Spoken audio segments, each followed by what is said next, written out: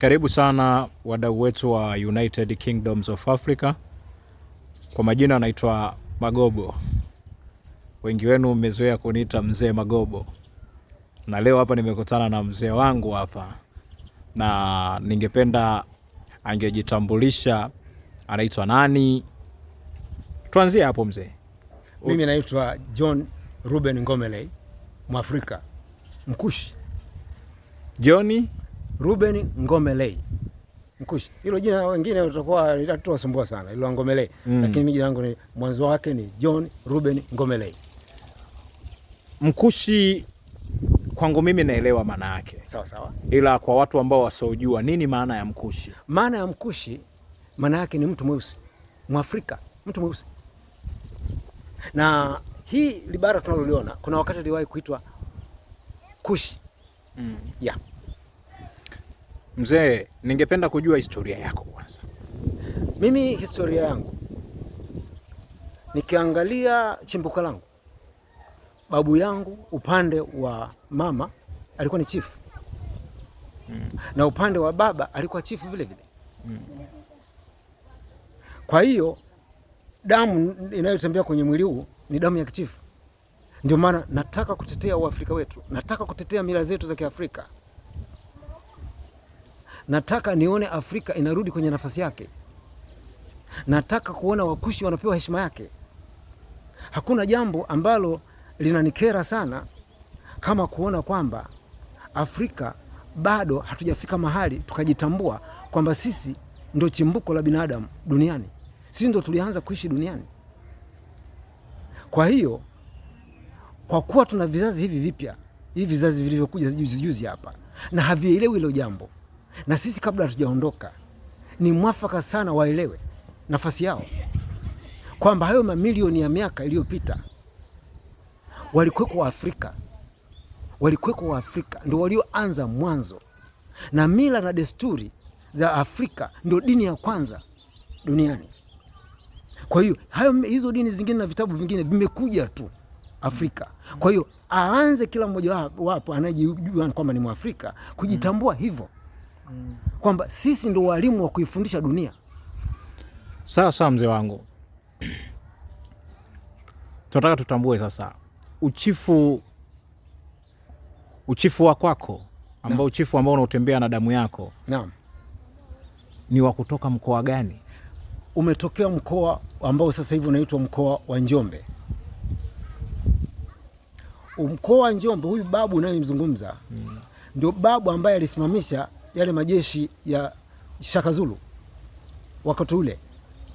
Shaka Zulu alikuja akakomea mahali fulani. Kwa nini alikoma? Na kwa sababu yule nia yake ilikuwa aje ateke eneo kubwa sana. Lakini alisimamishwa na majeshi ya babu zangu mimi. Sawa? Upande huo huko. Lakini ukija mahali panaitwa Makambako. Makambako maana yake ni mahali walipokutania machifu. Makambako kwa lugha nyingine ni kwamba ni madume. Sawa? Ni madume. Ndio walikokutania. Pale ndio alipokuwa babu yangu mimi upande wa mama.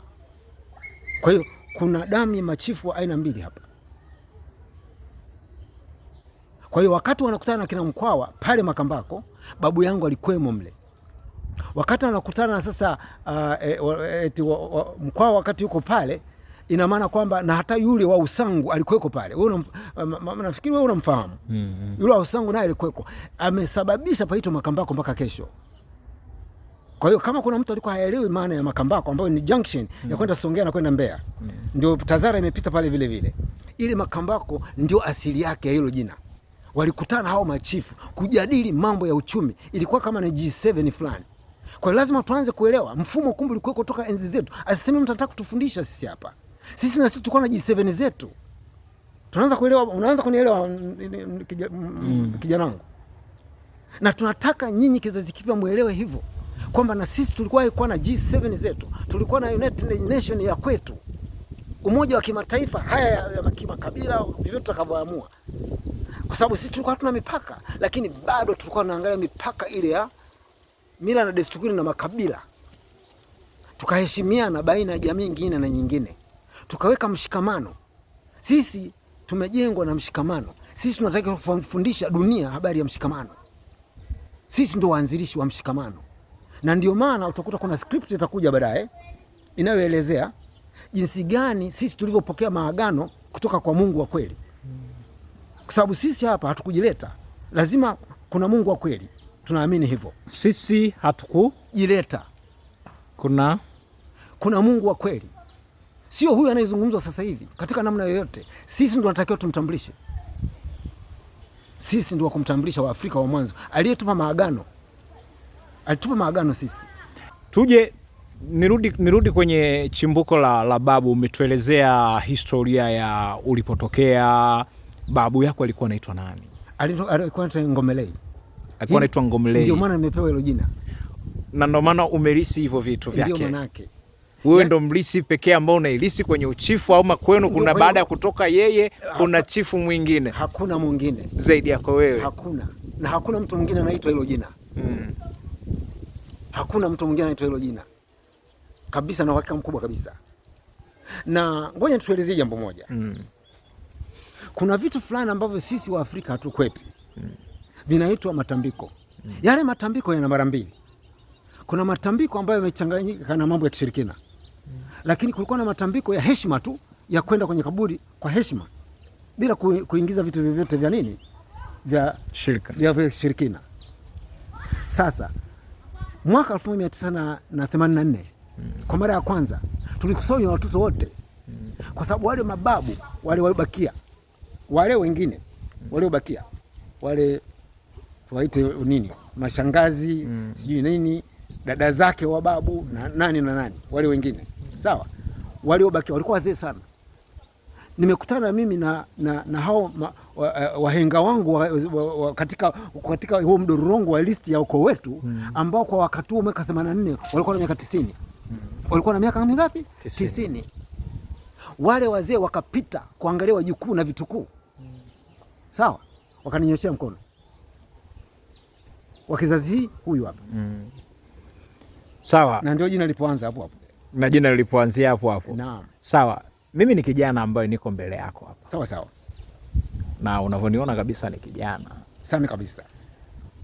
Wakati kabla tujaanza kurekodi tumezungumza vitu vingi sana. Sawa sawa. Nilitamani kunisi kama kijana wa Kiafrika. Sawa sawa. Kwa sababu umeniambia kwamba ni kijana pekee ambaye ninapenda mila. Sana kabisa. Sana, kwa nimefurahi sana hilo jambo.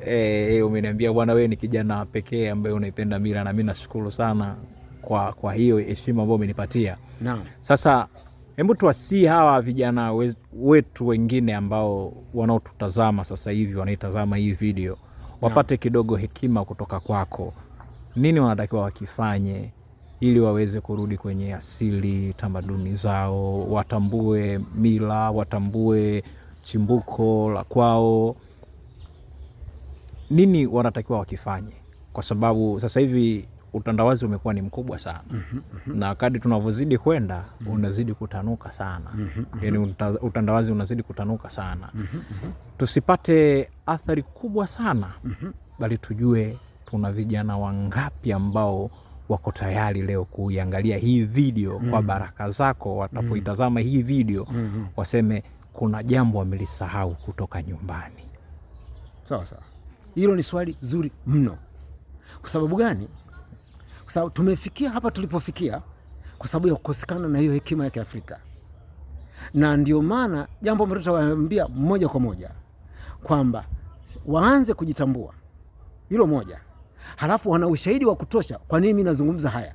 Wana ushahidi wa kutosha. Kwa sababu haya maisha uliyozungumza ya kwamba ya mtandao nini? Wamesema nini? Utandawazi. Tayari yameshawaathiri na wao wana ushahidi, wanaona. Kwa hiyo wana maswali kichwani. Tumefikaje hapa? Ni kweli wamefika hapo ni kwa sababu sisi tuliingiliwa na mila na desturi zingine za kigeni. Ilianzia hapo. Wakatueleza walivyotuvamia wale Afrika wakati ule miaka ya kuvamiwa, wakatuambia mila zetu za kishenzi. Kwa hiyo kilichofanyika, walitutoa kwenye reli, wakatuwekea utamaduni mwingine ambao ndio umewapeleka msobe mpaka kufikia wao hapo hichi kizazi cha sasa. Kwa hiyo mimi niko hapa na nitakuwa na programu zangu, tutaendelea na kufundishana kwamba vijana wangu huku tunakoelekea siko kwenyewe, ila sasa ninachosisitiza, safari yoyote ukitaka kwenda unakokwenda lazima ujue ulikotoka. Hilo ndio neno langu kubwa. Kwa maana hiyo, ina maana muanze kufuatilia, mjue wapi mlikotoka. Anza kuweka muda wa kutafiti wapi ulikotokea, historia zako, tamaduni zako, katika namna yoyote. Nyinyi mna bahati nzuri kwa sababu ni nyakati za mtandao. Ni kiasi cha kuingia kwenye mtandao, mnauliza maswali yote mnayapata. Anzeni kuchukua muda wenu kufanya hivyo, iwekezeni huko ili tuungane, ili muwe wakati mnaniuliza maswali mniulize yenye ufahamu, ili mjibiwe mwelezo vizuri zaidi. Kwa hiyo hilo ndio litakuwa msisitizo wangu. Vijana wa sasa wa Afrika, tembeeni kwanza kifua mbele. Sisi ndio wenyeji wa dunia hii, sisi wa Afrika. Mzee, nakufananisha na baba yangu. Naam. Anaitwa Daktari Prince Katega wa pili. Ni mwanaharakati wa ukombozi wa fikra za Mwafrika. Yep. Mnaendana busara zenu. Naam. Mnaendana baadhi ya vitu kadhaa kidogo. Naamini kabisa atapokuja kuiona hii video atajua kabisa kuna baadhi ya vitu mnashabiana. Natamani siku moja nikukutanishe naye, kwa sababu leo tumekutana tu juu kwa juu hapa, kwa sababu mimi ni kijana ambaye ni wa faster nyenye really tuendane na kasi, tuendane na hiyo speed yao wanaotaka. Naam. Nikasema nisiziache hizi baraka zako, nizipate angalau kwa uchache kabisa. Mimi nashukuru sana mzee wangu. Tutakuwa na darasa kama ulivyosema kwamba uko kwa ajili ya program. Basi na mimi nawaambia wadau wa United Kingdoms of Africa kuanzia sasa hivi waendelee kusubscribe katika YouTube channel yetu ya United Kingdoms of Africa. Tutakuwa na mzee wetu hapa, tutakuwa na Prince Katega na wafalme wengi mbalimbali, tutakuwa nao pamoja ili kulifanya hii elimu iweze kuwafikia watu wengi barabara, wengi zaidi na zaidi. Asante sana mzee wangu kwa muda wako. Shukrani sana babangu. Shukrani sana. Asante.